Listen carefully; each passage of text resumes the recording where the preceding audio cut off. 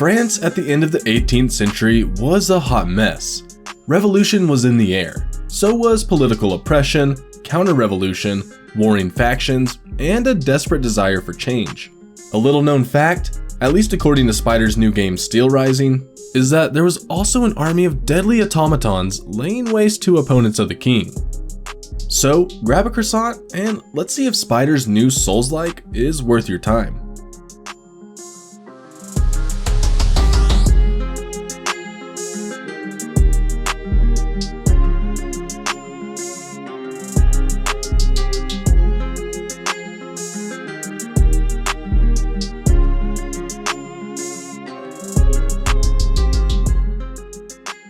Steelrising is an action RPG set in an alternative history 18th century France. His power and influence threatened by his country's new revolutionary spirit, King Louis XVI unleashes a force of wind-up warriors to quell the uprising and restore order. But these machines are more than weaponized grandfather clocks. They come in dozens of deadly varieties, powered by a new and mysterious alchemical process. The residents of Paris not slaughtered by the automatons huddle behind locked doors, similar to Bloodborne. You play as Aegis, an automaton created by the engineer Vaucanson to be both Queen Marie Antoinette's entertainment and later bodyguard and rescuer. Aegis is more than machine. Unlike her clockwork brethren, she is sentient. Steelrising is part tour of the 18th century Paris and part entertaining alternative history lesson. We get to meet some of the most famous political and scientific figures of the day. Aegis has several tasks. She has to defeat the automatons, find her maker, discover the secret of her sentience, and solve the mystery of how the automaton army was set loose on the people. Oh, and confront the king. Like From Software's games, the narrative of Steelrising is both central and, for the impatient, is easily pushed into the background. While facial modeling and animation in the cutscenes isn't state of the art by any measure, the writing and voice acting are strong and interesting. I never felt compelled to skip them. I did enjoy meeting figures that I'd only read about in books, even if the history wasn't exactly kosher. The heart of any Souls-like is combat, and here, Steelrising rises far above the legion of From Software-inspired games, while still retaining close ties to Dark Souls, and especially Bloodborne. Aegis has the expected light and heavy attacks, plus a weapon-specific special attack or ability. While a few of the weapons include the ability to block or parry, Aegis' origin as a mechanical dancer provides a range of ballet-inspired acrobatic moves and dodges. The weapons themselves fall into similar Souls and Bloodborne categories. There are heavy hammers, daggers, swords, guns, a deadly metal fan, and many more. All of the weapons can be effective, and of course, some are especially useful depending on the enemy type. Aegis can equip 2 weapons, plus a selection of consumables, like grenades and potions. Because Steelrising's narrative and lore is focused on alchemical power, elemental effects are especially important. Both Aegis and enemies can use weapons that deal elemental damage, like frost and fire. In combat, there's a meter that tracks the buildup of elemental damage. Since alchemy is at the heart of combat, it's probably obvious that most enemies are weak to, or immune to, specific elemental effects. As with most Souls-likes, stamina management is critical.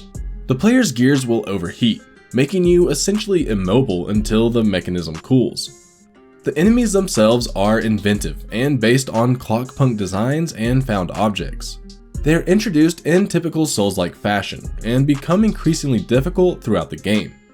The challenge for developers is designing non-organic enemies that still have a range of abilities and moves, and by and large, Steelrising accomplishes this task. One slightly disappointing area is boss design. The bosses rarely have more than one phase, their movesets are often limited. That said, the bosses are still fun to fight. Under the hood, Steelrising's interface and mechanics will be easy for fans of Souls-like games to grasp. Leveling the usual stats like strength, health, stamina, agility, and magic power comes from spinning the alchemical souls of enemies.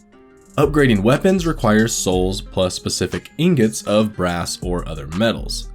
There are levels of passive abilities unlocked by finding keys in the world and defeating bosses. Clothing items with varying buffs and defenses come from chest.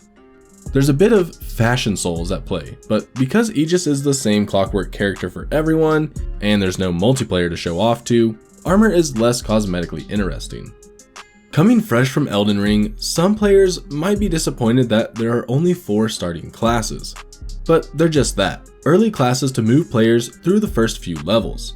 Just as with From Software games, characters can be developed and shaped at will, and new weapons don't come with stat requirements, so it's easy to experiment. Steelrising has a really smart accessibility option that I wish all Souls-like games would emulate. Of course, you can play the game without adjustment.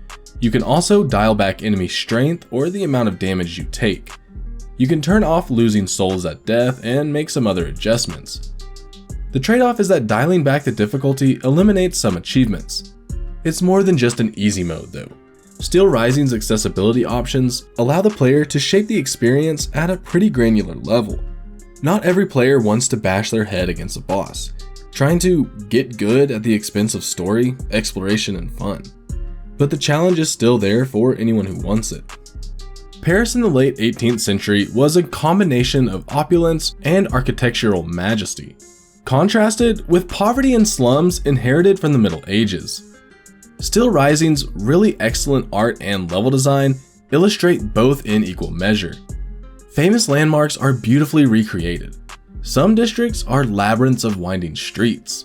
As in the best Souls games, nooks and crannies reveal treasure and there are lots of shortcuts to find and open. There is a compass that generally points the way to mission objectives. It works pretty well. There were definitely times when I wished there was an actual map of the area. As the game progresses, Aegis becomes increasingly upwardly mobile and can access vertical areas. Thanks to dashes, air dashes, a forceful kick, and a grappling hook, Aegis can explore Paris more freely. I wanted to enjoy some of these mechanics more than I did, unfortunately. Occasionally, progress is gated behind platforming that isn't as tuned as it could be. After she gets her mechanized coach, Aegis can also fast travel between already unlocked districts. It's worth revisiting old districts because new abilities mean previously locked areas are now accessible.